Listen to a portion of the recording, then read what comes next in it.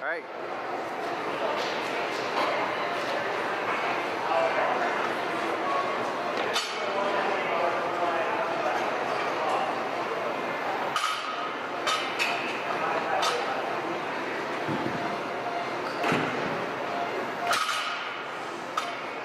Strong.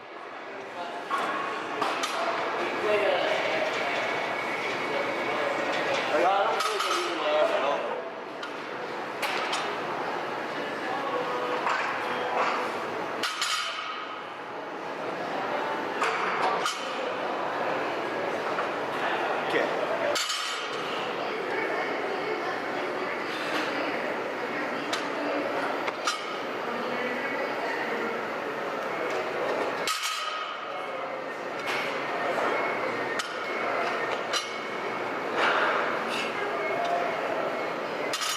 Alright, so what you're going to do to clean, so you're going to start with your legs about a little further than shoulder width apart. You're going to bend down in front of the bar with your hips hinged underneath you as if you were going to start a deadlift.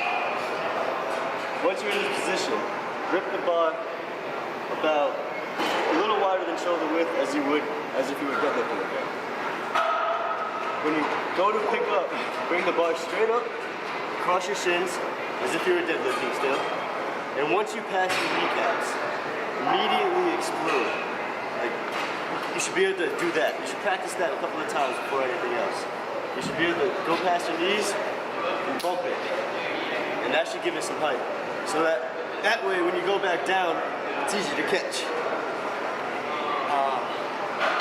Sorry, I'm trying to think of this. What about back position? So you're back. I mean, back, it's flat. Keep it straight at all times. Make sure you do not arch your back. You do not want to end up like this at any point in the movement. You want to be shoulders up, chest out, and make sure your back is flat. Once again, you do not want to injure your back. So to repeat these positions, you're going to start here, deadlift position, bring it straight up across your shins. You should rub across your shins technically, but if you don't feel like hurting your shins, that's fine. Bump it, and once you practice that, you're ready to go on to the next step.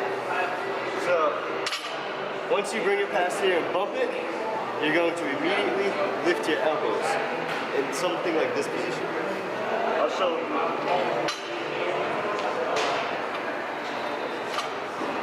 Should end up in a position like this.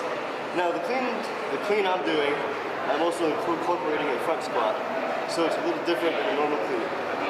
And I'll take you step by step for the squatting.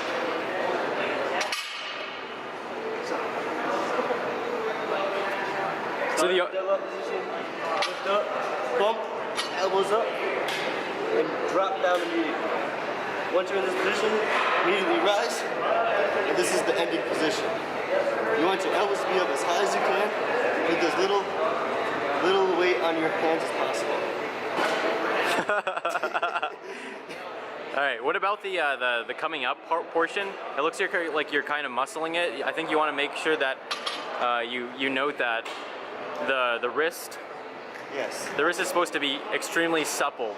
On the way up, instead of muscling it up as you would do an upright row, you want to just relax the wrist and the arms and let the flow of the bounce really control where the bar is going or where you want it to land. Don't just go like this, because anybody can do that. You want to make sure you get the whole movement. You get the start at the bottom, get the bump, bring the elbows up without muscling it up. That's pretty difficult to do the first couple of times. You want to make sure when you're practicing, you don't just use the bar, because that is not enough weight. It'll simply just, you lose your arms. So what do you recommend to start? I recommend 10 to 15 pounds to start on each side. Okay. And when you're practicing, really one of the most important things, in my opinion, is the bump. If you can get the bump, and the quicker you can get up the bar, the less of your arms you're going to use. Jessie doing a 135 front clean. As you see, he's starting with his back flat and his knees, well, He went up already. He ended up in a position with his elbows up, which is correct, and he exploded halfway through right past his knees, which is also correct. So this was a properly performed front clean.